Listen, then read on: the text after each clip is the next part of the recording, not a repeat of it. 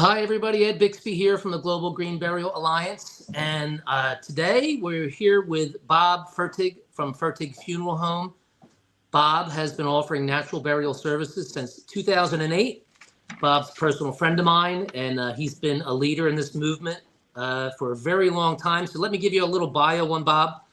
Bob owns Fertig Funeral Home in Mullica Hill, New Jersey. He started in 2004 with that funeral home. It's a full-service funeral provider committed from its inception to offering every type of funeral service to help each family in need to plan the best suited to its members' particular preferences, traditions, and beliefs. In 2008, Bob began offering natural burial and home funerals in response to burgeoning interest in green funerals. He discovered an amazing resource in Steelmantown Cemetery. Fertig Funeral Home then strode to the forefront of a small cadre of funeral providers offering green and natural funeral options ever since. Bob has been helping families have green burials in New Jersey and Pennsylvania.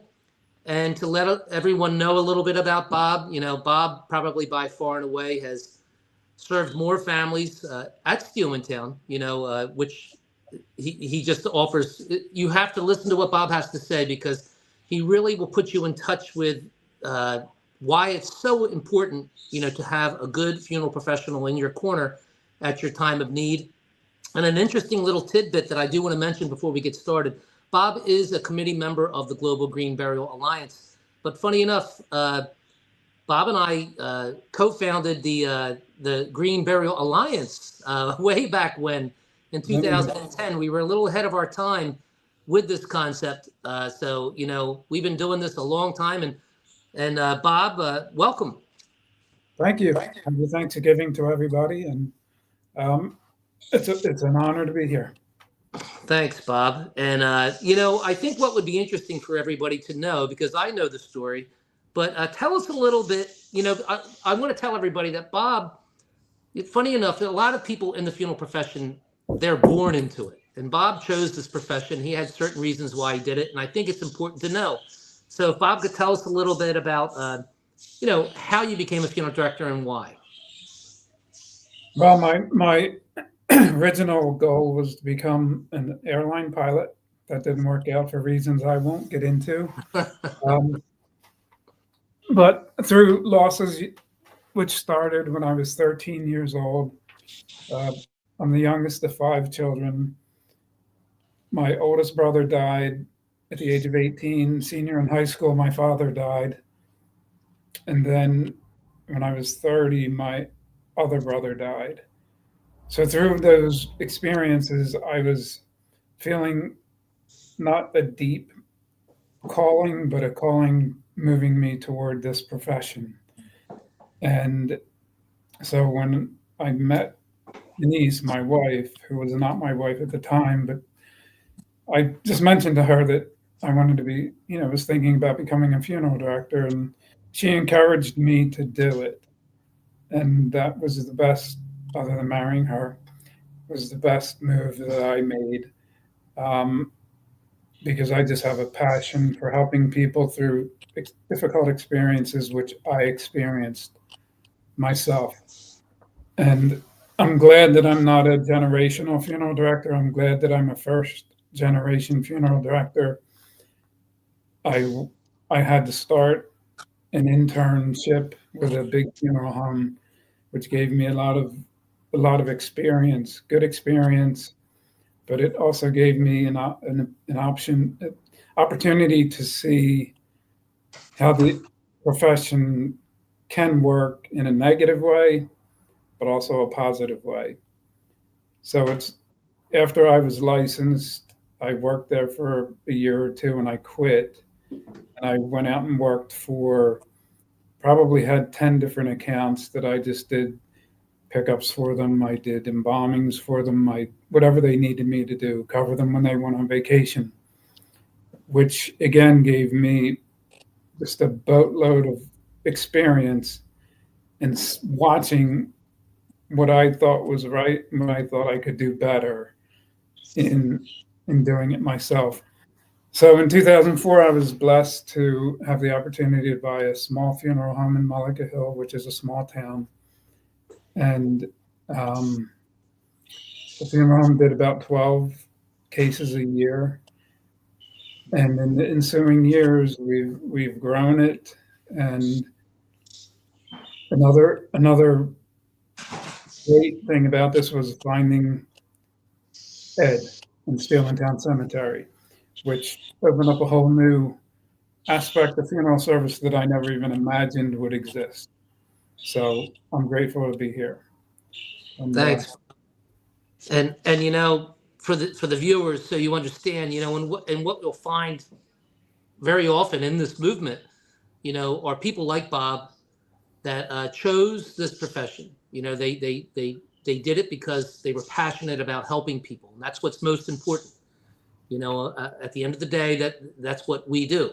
Help people through the worst time of their life. And I think what's important about today's podcast is that most people, and I told Bob this prior to the podcast, most people contact me prior to ever contacting a funeral director because they're just under the impression that in a natural burial, a funeral director isn't needed, or maybe we offer those services. So I think the most important thing for people to understand is the steps that are involved, because I find myself explaining these steps to my families all the time and then recommending them to speak to a funeral director about these steps. But no one better than Bob himself to explain, pretty much when someone passes, from A to Z as to what you should expect and what a natural burial needs. So Bob, I'll let you take it away, as far as the step-by-step. well, the initial call comes in, and usually the family will say, we're looking for a green burial, but they really don't. They just know it's either for environmental reasons, or the person may have said to them at some point in their life, just throw me in a hole. Like, I don't want all that other stuff. And one of the positive aspects of green burial is, in my opinion, it's not driven by all the merchandise that a conventional funeral has to have, like a casket, a vault, all the things that go along with a conventional funeral. And I use the term conventional because some people will say a traditional funeral, but a traditional funeral, if you think about it, is what we do in green burial. That's a traditional funeral, not the funeral that we see today. Because if you think 300 years ago, I'm getting off the topic a little bit, but 300 years ago, this is how people took care of their loved ones. They dug a hole, they laid them in the hole, they filled the hole, and did whatever ceremonial things they did. But anyway, when that call comes in, my first thoughts are, okay, what happened to the individual who passed away? What do they really understand what they're asking for? And then have they been in touch with a green cemetery, such as Steelmantown or High Acres, or any green cemetery? So it's important for me to understand, before we even get too far with the family, is what happened to the individual, because that's going to dictate how we proceed, whether we can just shroud the body, whether we do need a coffin, and what we're going to have to do behind the scenes to prepare that body without embalming the body, to make it presentable for the funeral. So then the family, some families have already talked to Ed, some have not. Some know where they want to take the body. So when we sit down and meet, we get into all those situations.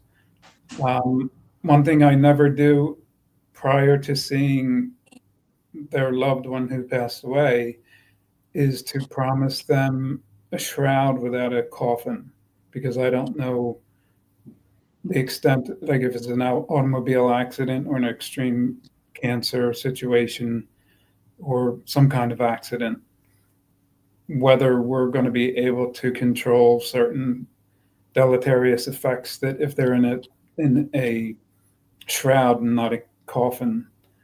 So there are situations where we just have to put somebody in a casket. But once we sit down, we talk, I take the necessary information I need to. We talk about the cemetery. And usually once I explain to them, whether it be Pennsylvania or New Jersey, High Acres or Steelmantown, what they can expect if they haven't seen it. That sort of 99% of the times, you can tell the relief, because they may be thinking like going into this forest where they're not ever going to be able to find the grave, or going miles and miles away. So being very open with them about the whole process is important. Then you also have the financial side of it. So we discuss finances. Like, I do everything I can if somebody may not have the money that the list price says it is, to help them facilitate that burial that they want. So the steps involved, there's all kinds of, so I get all kinds of requests. Some people want to do everything at the cemetery. Some people want to have a Catholic mass. Some people ask about a viewing. All those things are possible depending on the circumstances. So we have had viewings. We've had viewings here at the funeral home. We've had viewings in a church. And we've had viewings at Steelmantown in the chapel. So I find out as much information as I can, what they want to do, and then walk them through those steps. Those are things that if a family comes and says we want to handle everything ourselves, they're not really thinking about all those intricate details that have to be addressed to make the full funeral come around to a comforting, cathartic experience for the family. And I think we've been pretty successful in having families walk away from that burial with a good feeling, certainly a feeling of loss and grief, but also a feeling of like just how beautiful this service was, this type of burial. It's not for everybody, right? We agree to that. But I would say 99% of people have walked away from that so grateful that we were able to provide it for them.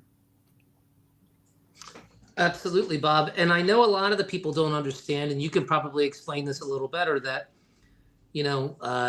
there are things like permits and death certificates and pronouncements and such in order to get these wheels turning. So we have some people watching this who may say to themselves, well, I think I would like to try to do some of this. Could you explain a little bit about the permit process so they have an understanding? It can be a daunting task at times, for sure. Yes. First thing I would say is it's something you don't want to do yourself. I believe Pennsylvania, there are certain things a family can do. New Jersey is very restrictive. So in New Jersey, you have to have a funeral director. So starting with, we'll start with a person passes away. They're at home. They just happen to just pass away unexpectedly. So the authority, the police, the ambulance, all that has to be called. Then their body may or may not be taken to a medical examiner or a hospital. So in that situation, the medical examiner would take over and they may release the body to us, but then there is the paperwork that we need to carry through the burial and obtain the death certificates. So that is an essential part that the funeral director has to play. You cannot get around that in New Jersey.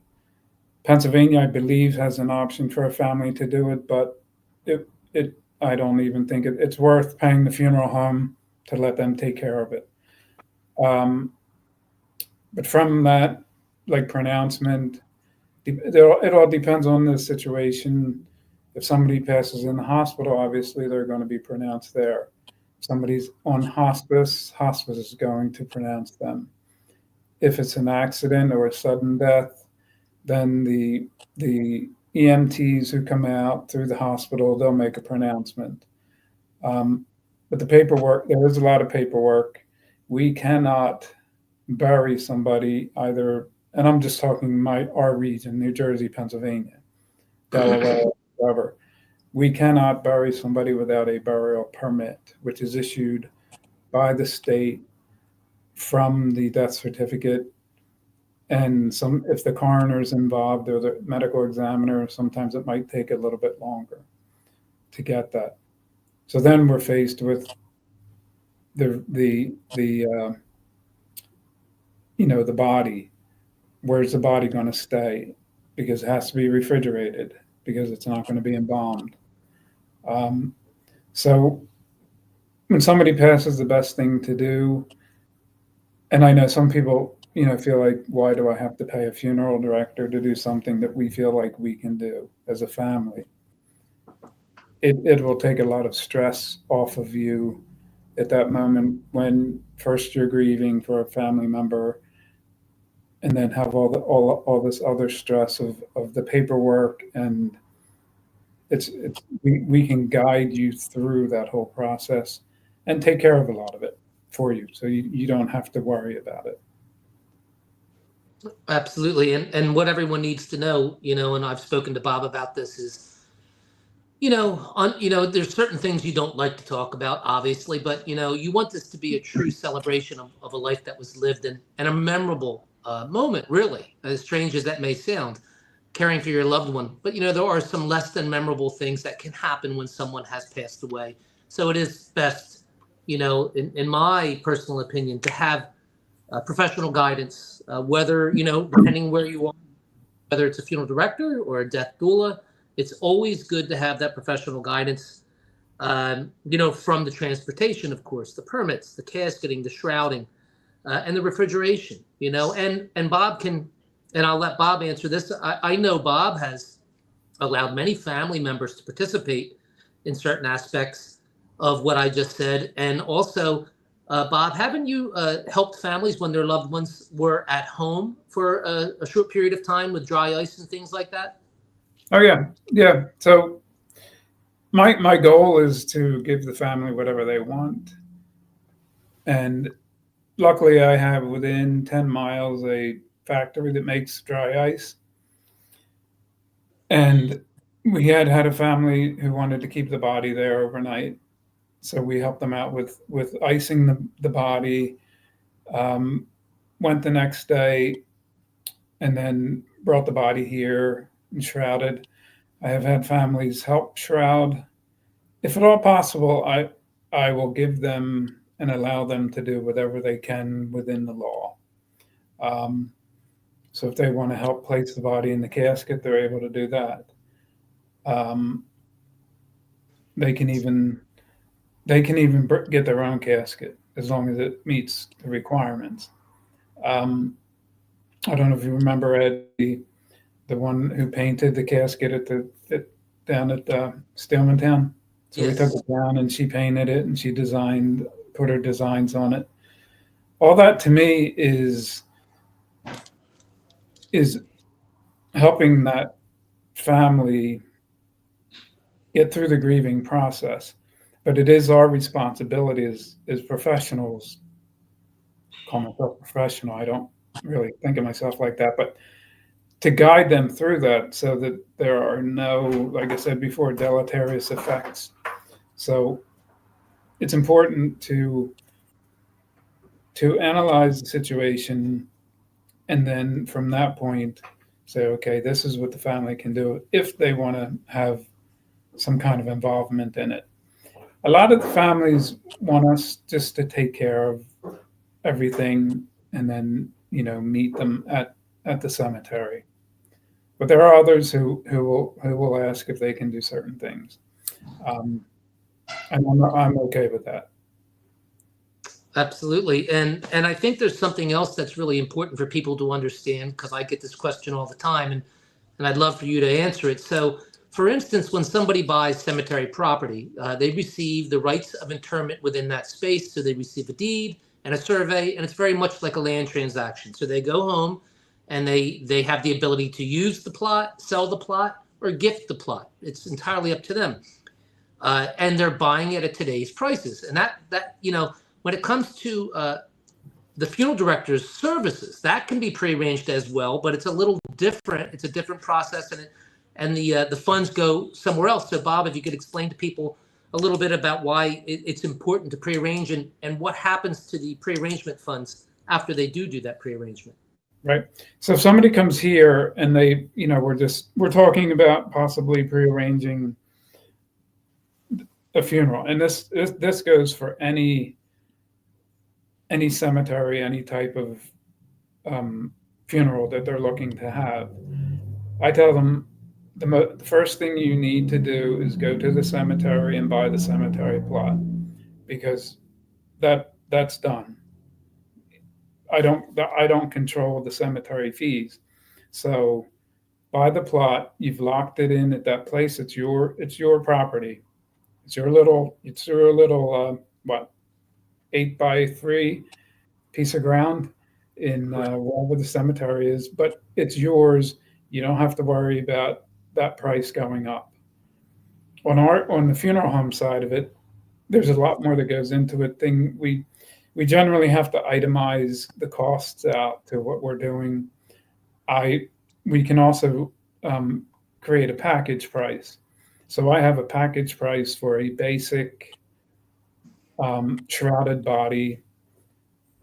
I don't charge like mileage fee or transfer extra fees unless I'm going 100 miles away. So those fees can be prearranged and prepaid, and the way that part of it works is, for at least in my funeral home, any fee that I control, and the money is put into a trust fund. It doesn't stay in my account. It's not even allowed to touch my account. It has to be placed into an FDIC insured trust account.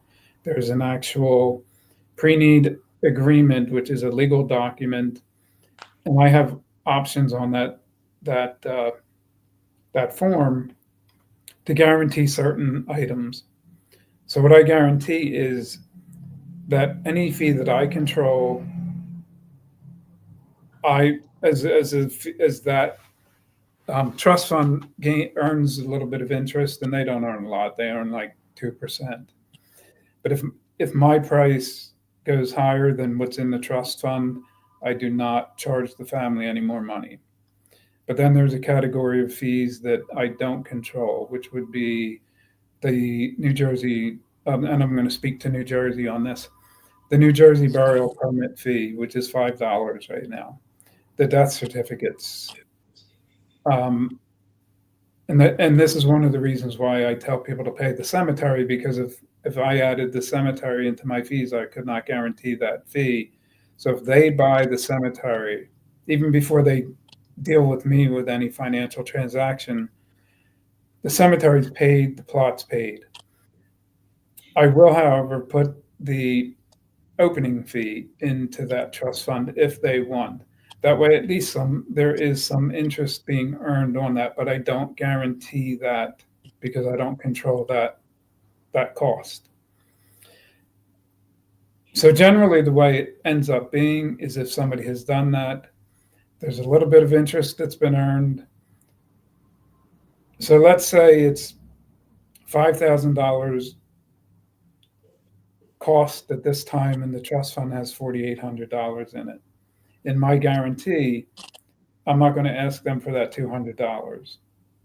So if any of those what we call cash disbursements, which are fees that I don't control, if they've gone up a little bit, I just write them off. If, say, the cemetery, I'm going to pick on you for a minute, Ed. If the cemetery, let's just say the cemetery was $1,200 and they raised it to $1,800. Well, that fee, I leave open the right to collect that money to pay for the opening of the fee using what they already gave me, interest, and then the difference. I will say in my this month is my 20th year anniversary of being in business for myself.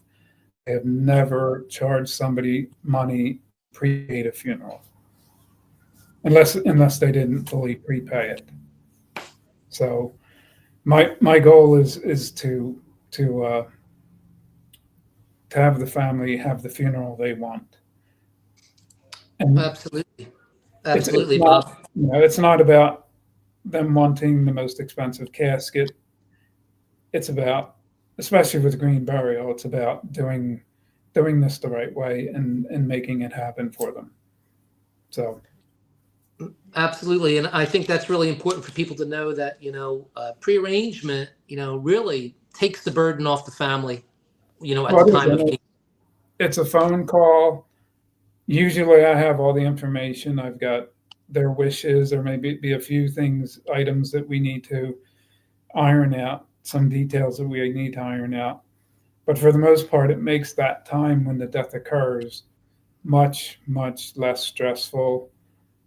And they don't have to concentrate on all this other stuff. They can concentrate on the grieving and, celebrating or whatever they want. The funeral itself.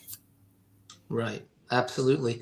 And with that being said, I think it's important for people to hear the perspective of a funeral director when it comes to, obviously there's all kinds of services that are available for people, and Bob has done it all, with traditional services and, all the things that we talked about. But I think what would be most interesting to our viewers would be to understand how natural burial has not only impacted you, but your families and in general, on the broad scope, the funeral profession itself. I think a lot of people don't understand that, more and more of this is happening, and it is being widely accepted now by the industry and by people offering it. So how has that impacted you, Bob, and your families, and what you see as the profession? Well, I was sold on it the first one we did. I said, my wife had come to me with this idea of, she saw an article from Great Britain where they were doing the green burials back around 2007. And I just kind of nixed it. And then for some reason, I started researching it, and it intrigued me. I call it a beautifully simplistic. So it is beautiful, but it's also very simple. And I don't mean that in a negative way. I mean that in a very positive way, cathartic. So the way it has impacted me is I'm being buried in Steelmantown Cemetery. Need I say anything else? But I'm Catholic by faith. So I'll just explain what my funeral will be. My funeral will be probably a pine box. I don't really want a visitation. I want to be taken to church. I want to have my mass. Then I want to be brought to Steelmantown and buried. That's what I want. And then they can go do whatever they want after that. So I'm sorry, I lost train of thought of what else. The impact families in the profession as well. That's a beautiful gesture, Bob, with what you want. How do you think it's impacted your families just in general, what you've seen? The families we've served, I don't think we've had one negative comment. I mean, there is one relative that's a distant relative who may not be happy about it, but the families who came to us, they are, I've got thank you cards. I've got just phone calls of appreciation. People are so glad that they were able to do this funeral the way they wanted to. What the difficult part of it is, for me, like getting the word out to people. then making them understand, or trying to explain to them and have them understand what exactly it is, and just the beauty of it. And like, you know, I can explain to people the moss carpeted trails, um, and they can envision that, but they don't really get a taste for it until they, a reality of it, until they go there and look at it and see it. How peaceful it is. Um, High acres in the Poconos. That's an awesome, just when you're standing at the top of that hill, we were up there in the fall and looking at it, just the color of the trees and everything. So it is difficult. I find it difficult to, I'm going to say sell it, but I don't mean sell it in the way, the normal sense of the word. It's hard to get people to talk about it, because right now cremation is on the rise. Like, unbelievably, the cremation rate is extremely high, and that is being driven by economics. I also think part of it's being driven by a lack of people just respecting what to do with their loved ones. Like, they cremate them, and that's fine. But I think economics is definitely fueling the increase in cremation, that every funeral home saying it. I mean, they're even talking about changing some of the rules in New Jersey law to accommodate the increase in cremation rate. So you're taking that lower cost option and trying to bring people in to do something that's more expensive. I also find a lot of people, if I mention a price to them for the green burial, they're like, "Oh wow, well that's more than I thought it was going to be." So then that'll lead me to a conversation of, well, I will reduce my price to try to make sure that somebody, if that's really what they want and they don't have the money, that we can still provide that for them. So where they're the obstacles I see to it.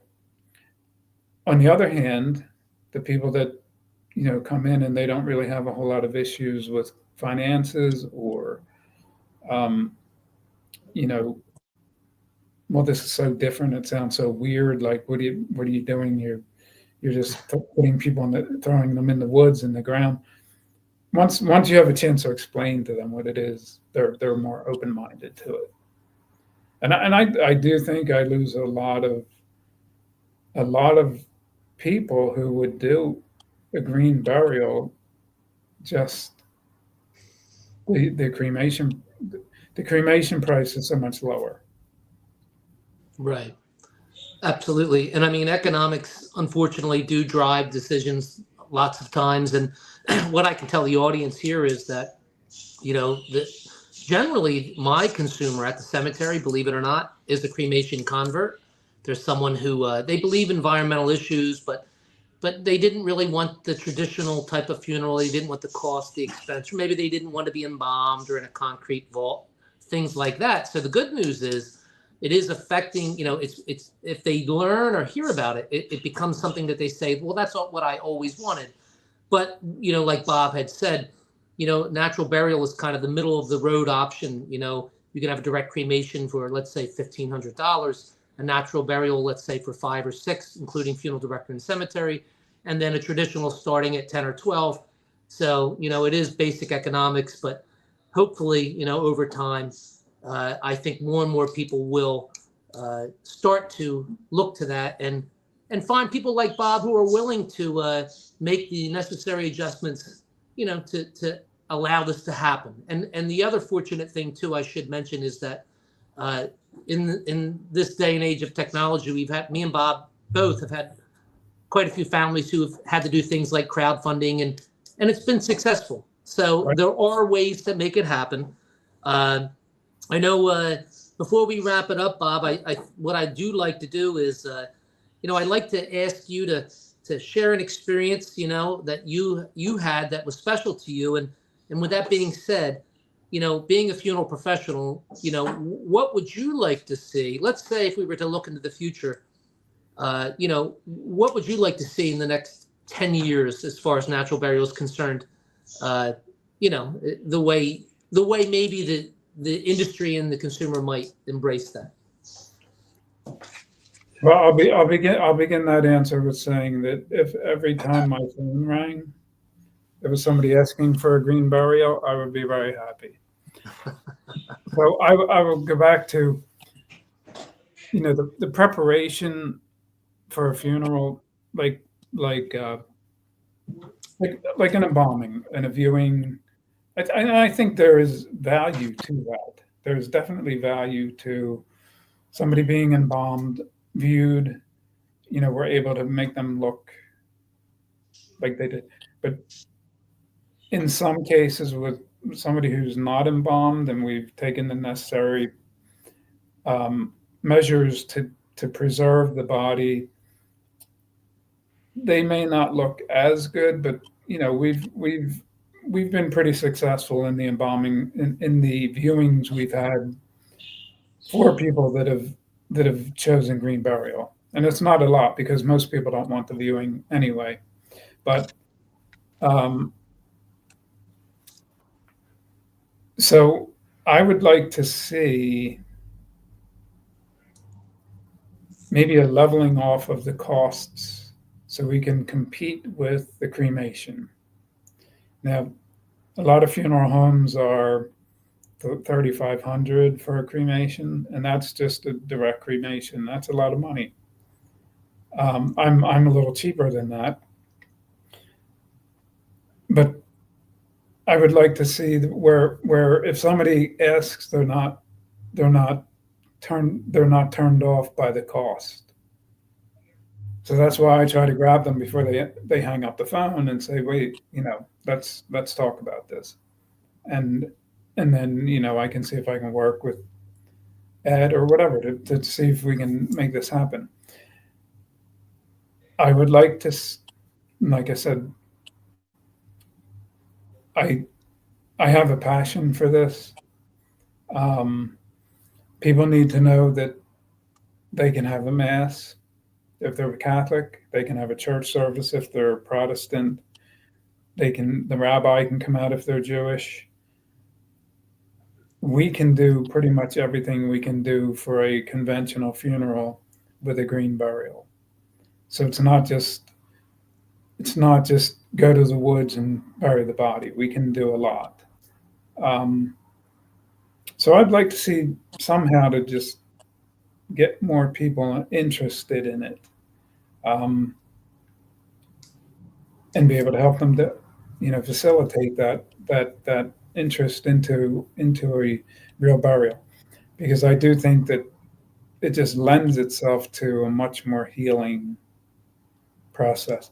And if religion is part of that healing process, that can be as much a part of the burial process in a green burial as it can be in a conventional funeral. Absolutely. I totally agree. I would say I'd open it up to the chat, and I will, but it doesn't look like we have any questions at the moment. And I guess that means a lot of times, Bob, we've done a good job. But if anyone has any questions at the moment, please do ask, before we wrap up our session. It's been great to be able to have Bob. Okay, let's see here. So I said, is there a way to look up any resources about laws, guidelines, procedures for each U.S. state when it comes to green burials, both for the individual and potentially starting a natural burial site? So I can lend a little bit of knowledge, and then Bob, if you have anything, to offer to this gentleman. So most certainly, when it comes to laws and guidelines, what you would want to do is visit your state resource for like cemetery board. Every state has a cemetery board, and that would have all the licensing requirements. It's not an easy process. Most states are very similar in nature. because it's kind of like a boilerplate, and each state might have a little variance or a little change here and there, but it's pretty much across the board. So that's what I would say. Would you have any suggestions for this for Rachel, Bob? So the same would apply for the laws and guidelines for the green burial itself. I don't think any state prohibits it, but you would go to the state mortuary board. Some states have different names for it, but it might be the Funeral Directors Association. You could go to, for example, in New Jersey, you could go look at several resources. One would be the New Jersey State Board of Mortuary Science, but there's also a New Jersey State Funeral Directors Association, which you could look up, and they have a lot of interesting information and helpful information. Some states have different laws regarding burial. And again, I'm not sure about the green burial, but what's required? Can a family take care of their loved one? Can a family apply for the death certificates? Can a family apply for the burial permits? And I do know some states do. So that would be issues that and places where you could look. And I'm always free. I don't know what information is out there, but I'm always willing to help people. Even if you just call me and say, "Hey, can you help me look up this?" I'm more than happy to do that. So, yeah, I think cemetery is a little different from what we do because we're dealing more with hands-on with the person who passed away. So we have a little more strict guidelines, I think, as far as who can do what with the body. Absolutely. Thank you, Rachel. And again, you can always reach out to the GGPA. We have Tony here. Do you have a database online of green burial sites? So yes, if you go to the Global Green Burial Alliance, you can view all of the cemeteries that have, and funeral directors and professionals that have taken our pledge. Certainly there is the Green Burial Council's website as well. Those are individuals who have decided to pay for a certification to be on their directory. And to be honest with you, Tony, when it comes to green burial sites, believe it or not, every cemetery that exists can offer a natural burial. It really just comes up to the rules and regulations of the cemetery. So if you have a cemetery in your community that you would like to see provide this option, and they don't currently, say they require vaults, my suggestion to you would be to approach them and ask them if they would consider allowing this, because I think most would. Like Bob can attest, funeral providers and professionals are there to help their families. And if they hear these types of things, they're going to try to figure out a way to accommodate it. So I hope that helps, Tony. I don't know if we have any other questions. If they did require a vault, most vault companies do offer a vault that is open at the bottom, so that however the person's buried, whether it's a shroud or a casket, biodegradable casket, will come in contact with the earth. But then they'll put a lid on top of it, so the bottom's open, so you're in contact with the earth. And then they'll put the lid on top of it, and that's just so they don't have to do so much maintenance that's why the vaults were required, so that it cuts down on the maintenance in the cemetery. The other thing I meant to mention at some point through this conversation is I have driven to North Carolina. I'm in New Jersey to pick somebody up who had a green burial. And we've flown people in from other states. And most airlines will allow a non-embalmed body properly taken care of and prepared to be placed on the plane and flown into. We would do Philadelphia coming here, but so that's something for people to keep in mind.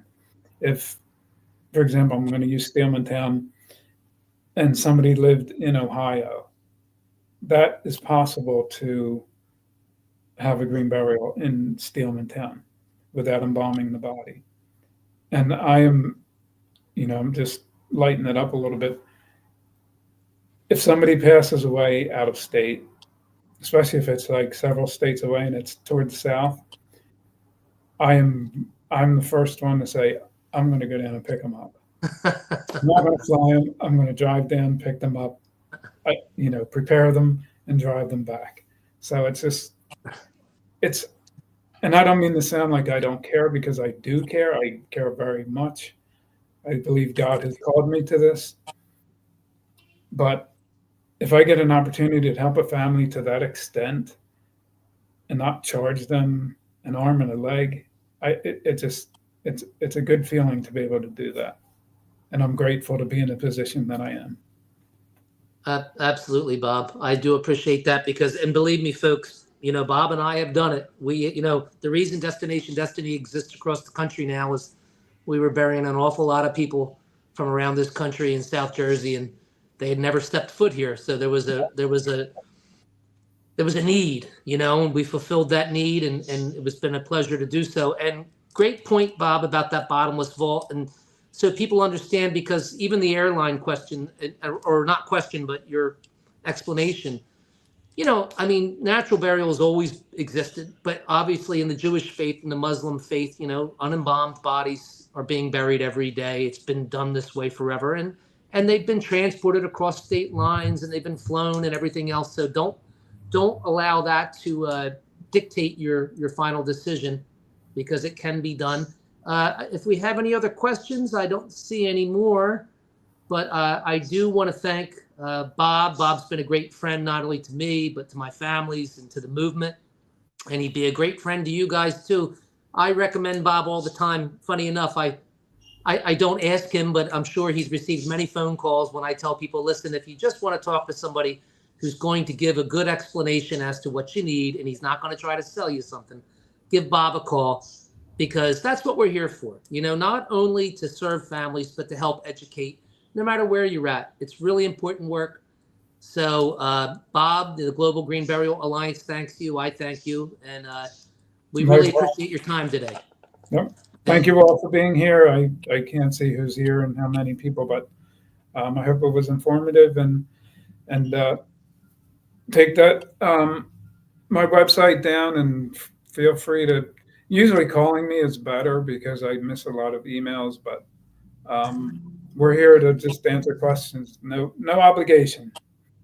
And that goes for funeral professionals as well. I mean, Yeah. I talk to cemeteries, I talk to funeral directors all the time. I mean, if you guys are out there, and don't be shy, that's what we're here for. So thanks, everybody. Ed Bixby from the Global Green Burial Alliance with Bob Fertig. It's been a great podcast, and looking forward to seeing you next month. So bye, everybody. Thanks, Ed. See you now, Bob.